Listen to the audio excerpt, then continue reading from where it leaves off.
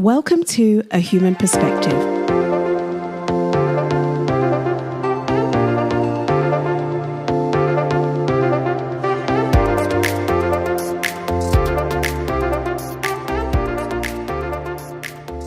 A unicorn is a mythical creature, beautiful, strong, mesmerizing, and rare. The unicorns we know of nowadays are in the form of companies.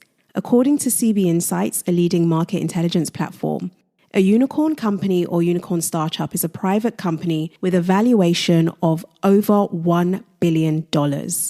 As of now, June 2022, there are over 1,100 unicorns around the world. This isn't including former unicorns such as Airbnb, Facebook, and Google. This mythical creature is no longer rare, no longer a myth. It is now part of our day-to-day reality, and the number continues to grow. Meanwhile, on the flip side, according to layoff tracking site Layoffs.fyi, 792 companies that fall under the tech startup banner have laid off over 134,000 people since March 2020. And this figure is only based on the companies that actually published numbers. 73% of these layoffs took place in 2020, 5% in 2021, and so far 22% in 2022. And we're not done yet. What is making this year particularly interesting is we're seeing the more established and what we believe to be successful companies like Netflix, Uber, Robinhood laying people off. So what exactly is happening here? Well, we know a lot of businesses simply could not survive a standstill COVID brought on. And this is why many shut down as soon as the first lockdown was announced. However, I do believe, pandemic or no pandemic, many of these layoffs were inevitable. In some instances, the pandemic may have actually staved off layoffs, with leaders being able to convince their boards they simply needed to ride out the event and all the losses would be recuperated once the economy started moving again. But even companies like Netflix that had massive wins during the pandemic are letting people go. In May this year, Getir, the Turkish version of Deliveroo and Uber Eats, announced their plan to lay off 4,480 employees this year, 14% of their workforce.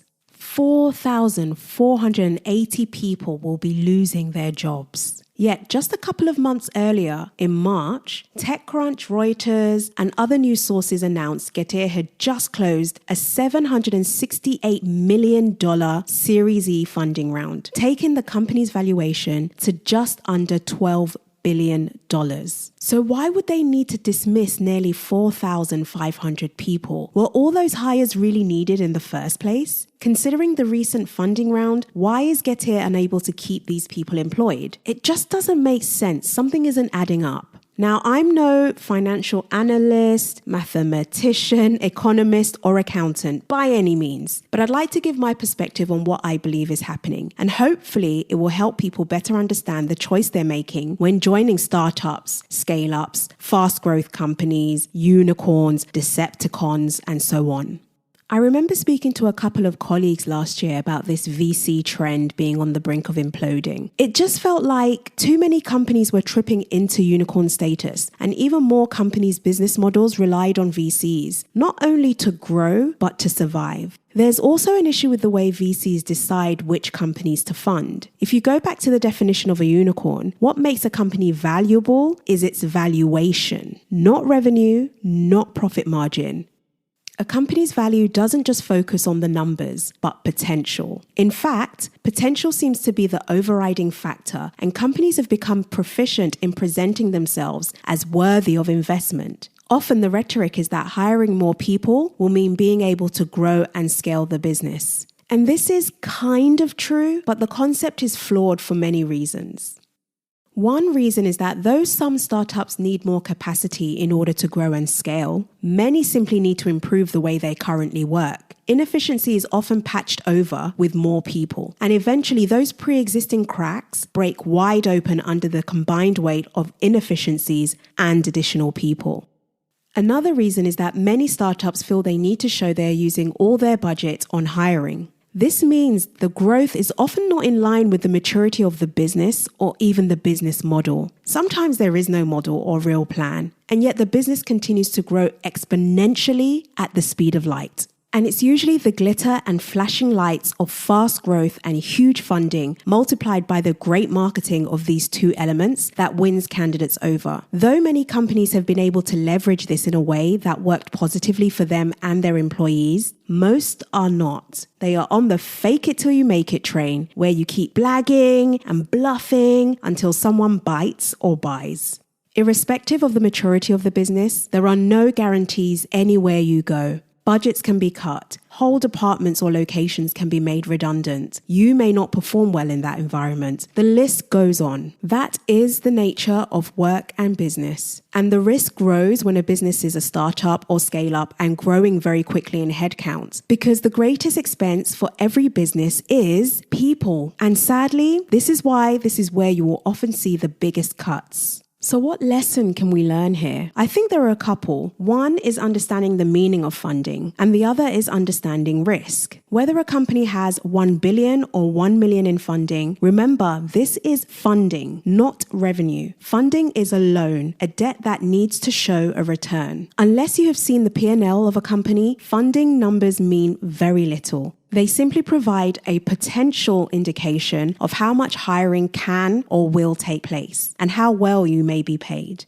Funding has no real correlation with how well the business is doing financially or whether the business model even works. This trend of candidates and employees valuing a company based on the amount it can raise is misleading, and it can be toxic. It's a game of poker that involves super highs for the winners and great lows for the losers. Back in January 2021, I wrote an article called Chaos, the Truth of Startups, where I shared my first experience of working in a startup. It was both a beautiful and devastating experience. In this article, I shared some questions people should ask themselves before joining a startup or scale-up. Some of the questions that particularly relate to this topic are: most startups fail. What is your appetite for risk, considering the odds are stacked against you? What is your perception of chaos? How do you deal with failure? Are you ready to be uncomfortable? I'll add a final question. What if this doesn't work out? Is it still worth the risk? Your answer to this question has to be yes. To close off, I truly believe startups and fast growth companies are some of the best environments you can work in. You experience and learn so much, regardless of the outcome. Great risk can come with great rewards, but don't kid yourself. The reward doesn't lessen the risk. Whatever you decide to do, I wish you all the best. Just try to have fun and learn from every experience. Thank you for taking the time to listen to this episode of A Human Perspective. I'll see you in the next.